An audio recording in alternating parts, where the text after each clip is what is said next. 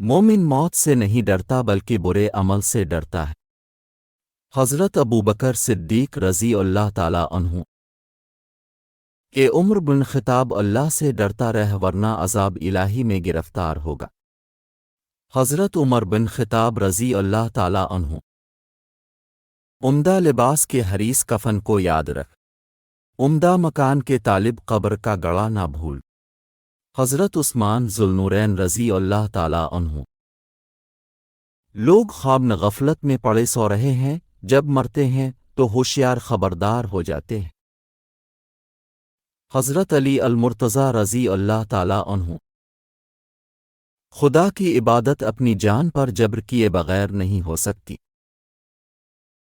امام جعفر صادق رحمت اللہ علیہ سلامتی تنہائی میں ہے کہ اللہ کا ذکر اس کا ہم نشیں ہو۔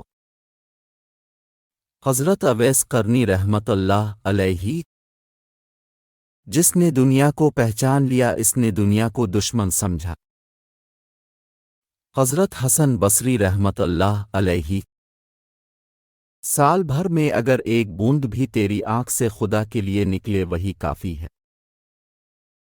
حضرت سفیان ثوری رحمت اللہ علیہ جو بندہ مالک کے دروازے پر پڑا رہے ضروری ہے کہ مالک اس کے لیے دروازہ کھولے۔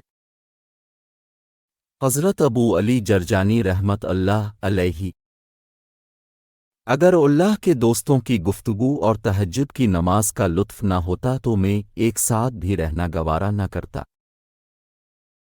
حضرت امام شافعی رحمت اللہ علیہ جو شخص خواہشات نفس کی طلب میں مشغول رہتا ہے شیطان اس کی گمراہی سے بے فکر ہو جاتا ہے۔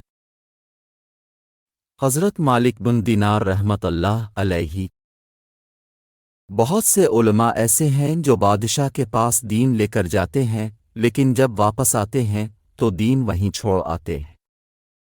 حضرت فاضل بن اعاذ رحمت اللہ علیہ اگر تو چاہتا ہے کہ تیری ہر دعا قبول ہو تو لقمہ حلال کے سنوا پیٹ میں کچھ نہ ڈال۔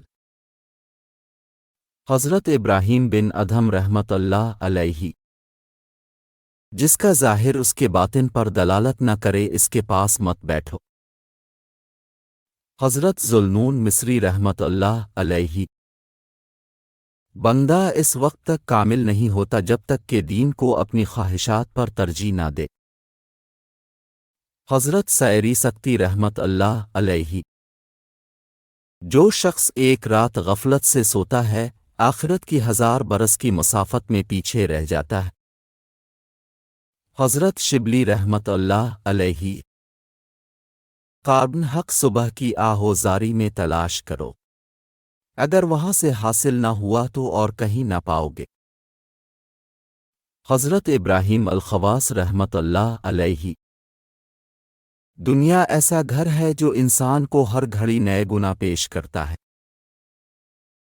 حضرت ابو حفص حداد رحمت اللہ علیہ خلوت نشینی اس وقت تک صحیح نہیں ہو سکتی جب تک کہ روزی حلال نہ ہو۔